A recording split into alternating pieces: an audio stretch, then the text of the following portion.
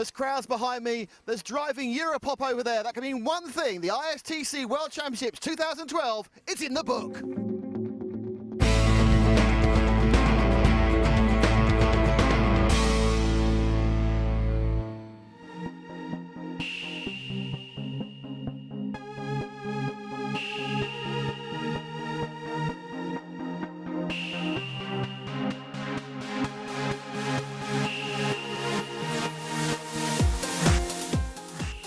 Well, before we get to the action today, we've got to go and round up the action from yesterday, because when we sent the qualifying report, we weren't quite sure who was where because of various protests. Well, all the protests were turned down, which left us with the grid, which Ollie is now going to describe.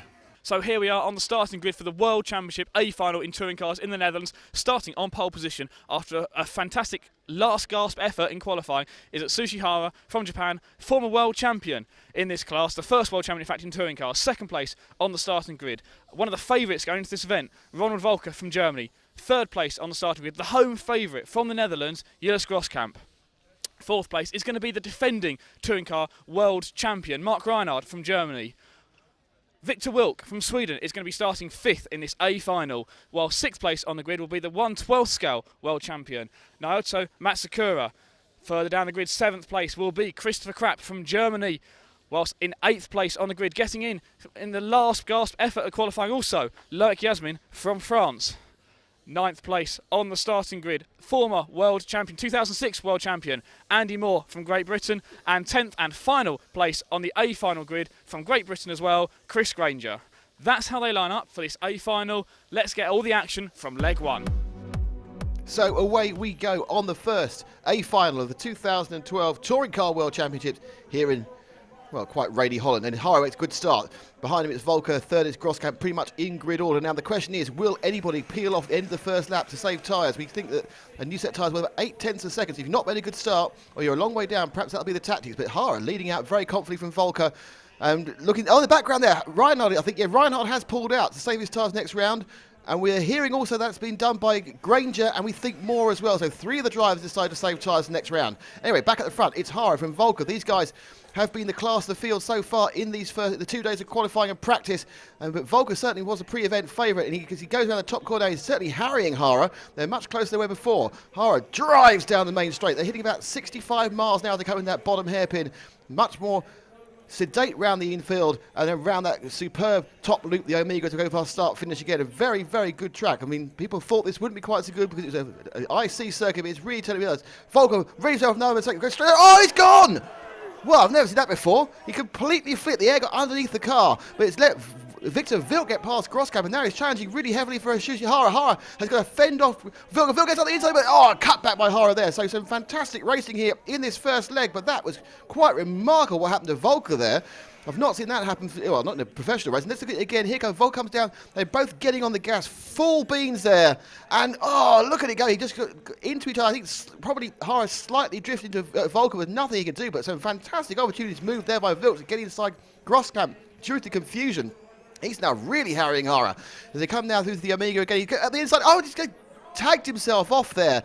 Does nobody want to win this race? He just puts Groskamp now from third into second place. And really, again, Hara's car not good as it goes through the round. He's struggling, and a superb cut in there, and Groskamp takes the lead. And he's clearing away for the Tamiya driver to take a win on his home soil. And he comes round now. He looks fast the last 3 or 4 laps, and now he's inside him. But Hara's not having anything. He's chasing back in a bad corner there from Groskamp, and Hara's got back inside him again. It's obviously much easier to follow than to lead, and these guys are nip and tuck as we enter the last few seconds of this race. It's going to be very close with 1 or 2 laps, but Hara now ahead. But once again, Groskamp, now he's got the scent of blood. He can chase and hang on to the tail and just try and harry and force another mistake out of the Japanese driver. The Dutchman, though, on his home track, can he take the win his first leg? They're going round, but looks like the last lap, and Hara goes, no, Groskamp makes a mistake, but no, he's gone across the line. Groskamp's won it with a sprint to the line. That's a fantastic piece of intelligent driving. Wow. Here's Groskamp. Well, that was all about the last 10 yards. Exactly, yes. From the start, I knew I can't really catch them in the beginning of the race, but it's better for me for the second half of the race. So I just waited my chance, and I got by Hara and, after 4 minutes mark. And for some reason, I didn't take the chicane so nice, so he took me back on the end of the straight, but I just wanted to keep it clean till the end. And I knew I'm not gonna run an extra lap, so I just push hard till the line, and I guess that's my luck. Yeah, this is why I lose, just because I thought one more lap, because it's really close. Because I also hear the count, the announce how many seconds to go. So I hear 4 seconds to go. It's almost the last corners. So I really think in that short time, I have to go full power in the straightaway, the control line, or not. Going to leg 2, if you win, you're world champion, but people behind you have got new tyres. Yes, exactly. I think Mark for sure have a new tire. So normally I think he have a very good shot. It's actually good to see that already Victor, Ronald and Hara ran already one run. So there's in the top 5 only one guy who has new tire. Yeah, I mean from fourth I need to do something. I think if everybody's on new tire in the beginning, I think I've not a big chance to fight with them. So we discussed it in the team before, and we said, okay, if there's no start crash from the first 2 in the first lap, I will pull in and hope for a second final. It is a hard gamble, but I'll take the pressure. Well, if anyone can take the pressure, it's the German multiple world champion. As the second leg gets underway, Mark and Naoto in that yellow car, they're on new tyres, and some of the others are on different warm. But at the front, it's Hara on his old tyres. Well, they've been used for a whole 5 minutes. Ahead of Ronald, Volker, and in third place, Reinhardt's already got past Groskamp. I think there's Reinhardt having a problem behind, and that could be curtains for the German. But in the front, it's still Hara from Volker harrying already. Volker said his car wasn't particularly good on old tyres, looking pretty good at the moment.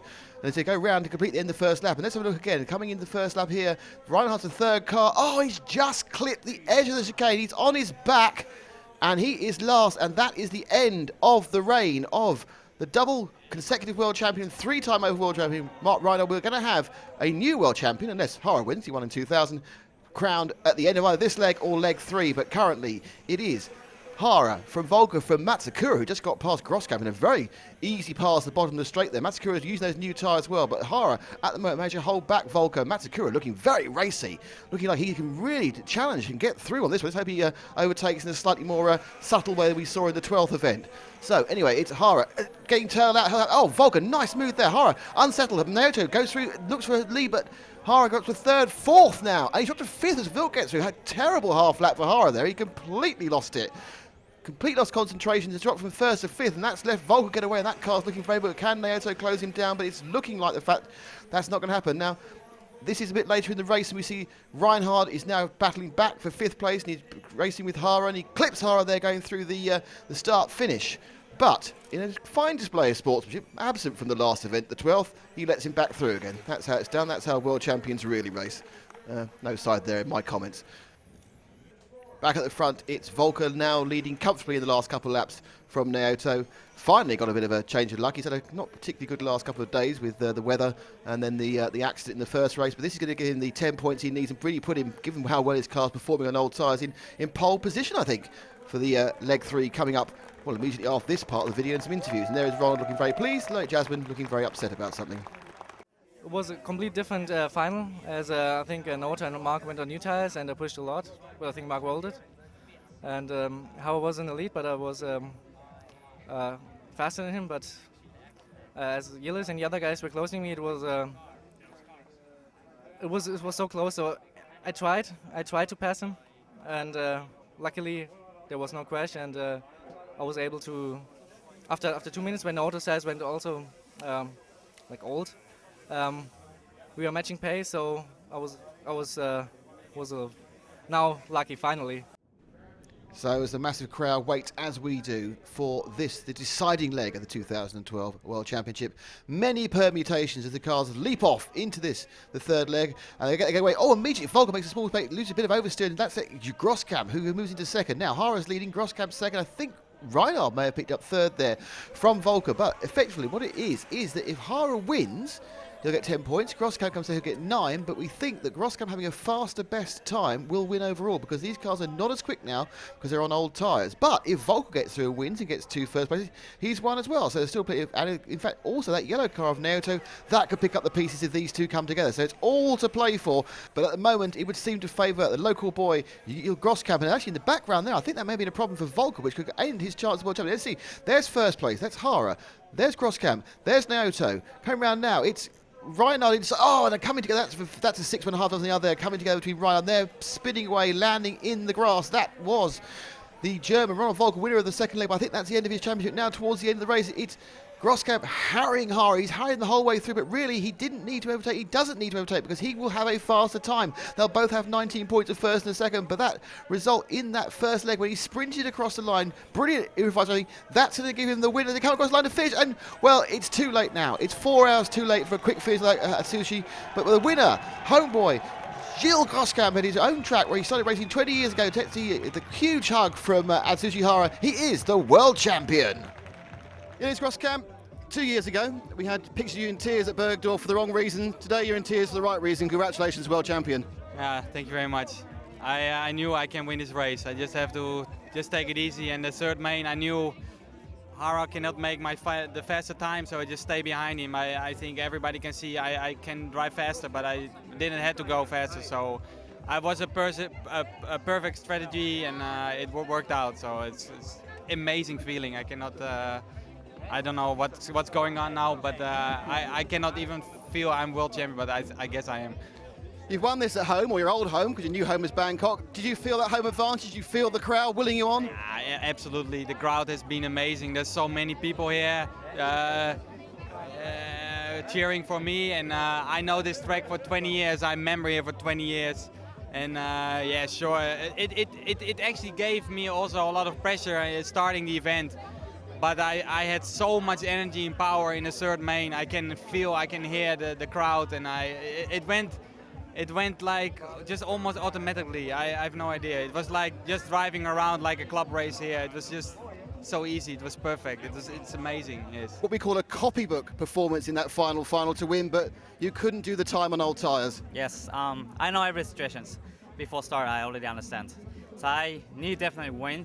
But if you finish seconds, I know I lose. But I just don't lose any races. Even I have no. If I win the last ones, I know I cannot win the overall. But I don't want to lose any time. So just keep going to winning the last aiming. Happy enough for me.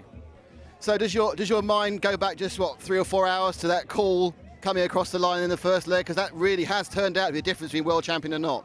Yeah, I think so. I think you just need to work more hard. I think you got, in fairness, you've got it more than anybody else here because you do it across more classes than anyone else.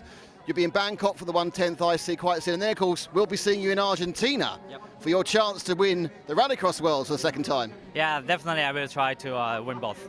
Ronald, disappointment etched in your face, your third place in the World Championship in a week, but you must feel here, in a way, you were very unlucky and possibly even robbed. Yeah, it was a lot of bad luck. I mean, I don't know what to say. I mean, obviously there are videos and everything can think about what happened, and I don't want to blame other people, but at least I finished third, and congrats to Gilles, deserved win. Well, normally we interrupt your viewing pleasure with our thoughts halfway through the finals, but it was such a fantastic event that we were carried away and we forgot to do anything.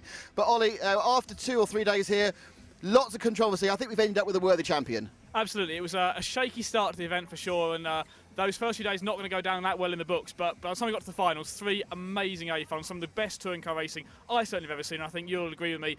You've covered the World Championships in the past, and this was first class stuff here. Yeah, we got what we really wanted, which was a fight to the finish, all 3 A finals. Certainly, while we had no stellar pass like Bangkok, we had stellar races, and as you said, some fantastic wheel-to-wheel action, and on the whole, very, very fair. Oh, absolutely. I mean, if you look at the 12-scale event, a bit of bumping around that. In this one, a couple of close passes, but no penalties from the referees, and some really good close racing, particularly for the front positions. That no doubt about the winner. That pass though on the first leg of the A final, coming to the line to take the 5-minute clock. That's the move that won the World Championship. Absolutely, and it is on those minute differences that World Championships, be they cars this size or full size, that's what changes. So before you go home after your massive international tour, let me say, what memory are you going to take away from this event? Quite simply, the one memory, Gilles crossing the line at the second final. I was crouching down next to Ross and stood up, and the elation on his face after so many difficult years of trying, coming so close in the past. This is going to feel so great for him, and that rang out across the prize ceremony as well. I think he's a worthy champion, and no one can deny that of him at all. I think, you know, this is the fourth World Championship of Touring Cars I've been to. I think absolutely another classic event, probably the best combination of racing we've seen. A great champion, fantastic sportsmanship from the guys further down as well, which is always great to see. But that's it, we finished. The 2012 ISTC is over. Our next World Championship will be in Argentina in about 5 months' time, and that'll be probably more dangerous and different. But of course, we'll be watching www.rcracing.tv. We're back next week with Euro action, with the EFRA 1/8 Track Championship, and our live streaming's back. Unfortunately, it'll be me on it, not Ollie. Ollie, thank you very much. Matt, thank you very much behind there. Thank you all for watching, and don't forget, any time of the day, any day of the week, any week of the year, our whole archive is on www.rcracing.tv.